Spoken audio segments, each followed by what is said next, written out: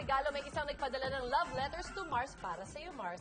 Well, actually, para kay baby girl. Wow. Yan, nasa na ating sulat? Dear baby sister, I just want you to know that Daddy, Mommy, and Kuya Ice and I are very excited to see you.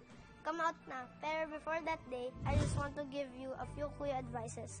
And laging bilin sa akin palagi ni Mommy is to always do what she says and to obey everyone. Ayaw ni Mommy ng brat, especially si Daddy.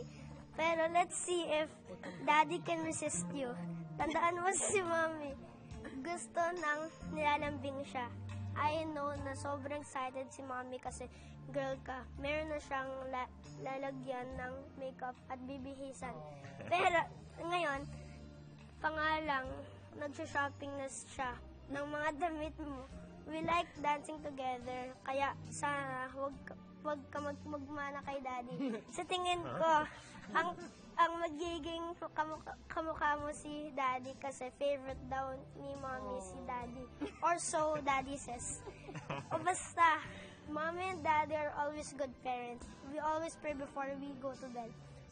We will teach you na mag-pray and to thank God for all of this. Blessings to our family. We can't wait to see you. Baby sister, I'm happy na girl ka kasi hindi mo kunin ng toys ko. I promise to you na I will take care of you and always be your kuya. Don't worry kasi even if for all my life I was the only baby in Mommy's life, I won't be jealous, I promise. I will share Mommy I'll share Mommy and Daddy's love with you. And I will also love you so much as your kuya. I can't wait to hug and kiss you. And maybe I will also help them change your diapers if it's not too stinky. Love Kuya Nathan. Mars! Lumalaki na talaga ang pamilya Oo nga ninyo. eh. Sobrang agad-agad. Mom, why you Tears of joy. Oo nga. No, syempre, I'm very happy. Kasi, Mars, totoo yun. Naiisip ko talaga na for the longest time, I've only had one child. Totoo. Diba? Tapos now, they became two.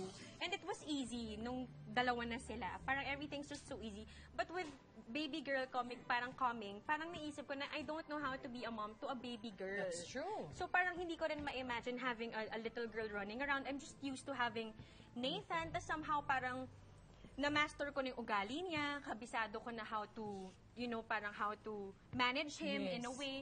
So parang ngayon, parang I'm gonna start all over again, having 2, 3 kids all together. Parang syempre happy at the same time, parang it's just gonna change, our lives are all gonna change. And syempre, I'm excited for that. Nakakapanibago lang. Oo naman. At mukha naman full force naman tong tropa mo na to. Tutulungan kang alagaan ang ating bagong baby.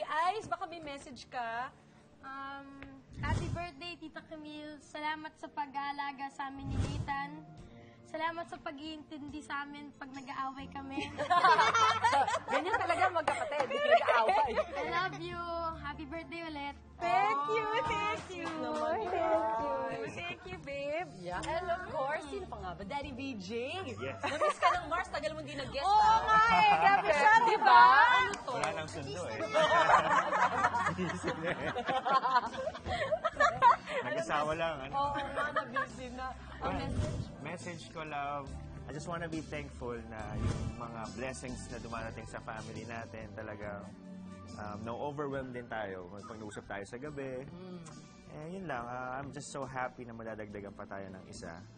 Yun lang. Happy birthday and we love you. Thank you, Lovey. Thank you. Thank you. Ang favorite ko yung sinabi ni Nathan that before you guys go to bed, you guys all pray together. Yes. Diba? And that makes a really happy and beautiful family and a blessed family. Nako!